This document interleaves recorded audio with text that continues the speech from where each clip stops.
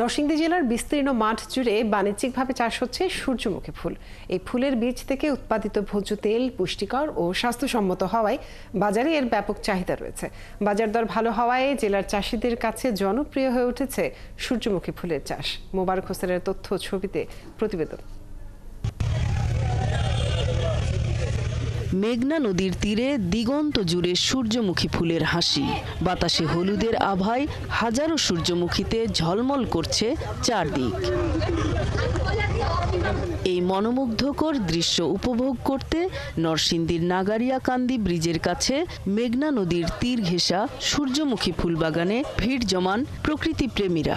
ছবিতে যেমন দেখছি বাস্তবে তার থেকেও 3 গুণ সুন্দর। আজকে ঘুরতে এসে ভালো লাগছে, সবার সাথে ফ্যামিলি ট্যুরে এসেছি, খুবই মজা পাইছি জায়গাটা দেখা। সূর্যমুখী বাগানে এসে অনেক ছবি তুললাম। জীবনের প্রথমবার আসলাম এই সানফ্লাওয়ার গার্ডেনে, অনেক মজা লাগতেছে। সবাই তো প্রকৃতির সান্নিধ্য পছন্দ করে, তো কেউ যদি প্রকৃতির কাছে আসতে চায়, মেন্টাল পিস চায়, তাহলে এখানে একবার এসে ঘুরে যাওয়া উচিত। তবে সৌন্দর্যের জন্য নয়, সূর্যমুখী ফুলের বীজ থেকে তেল উৎপাদনের জন্যই এর চাষ করছেন কৃষক।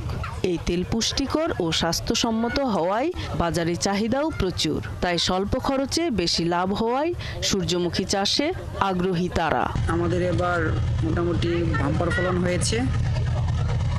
গত বছর আমাদের লাভ হয়েছিল বিঘা প্রতি 1 লক্ষ টাকা। এবার আশা করছি আমাদের লাভের পরিমাণ আরও বাড়বে।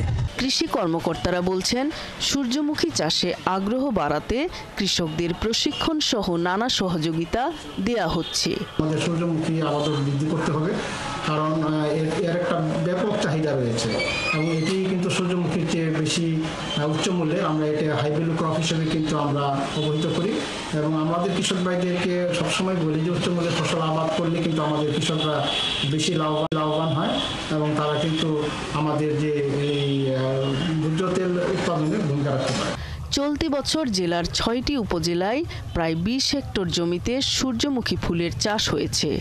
আগামীতে আবাদ আরও বাড়বে বলে মনে করছেন সংশ্লিষ্টরা। নূর তাজমিন নীর, 71।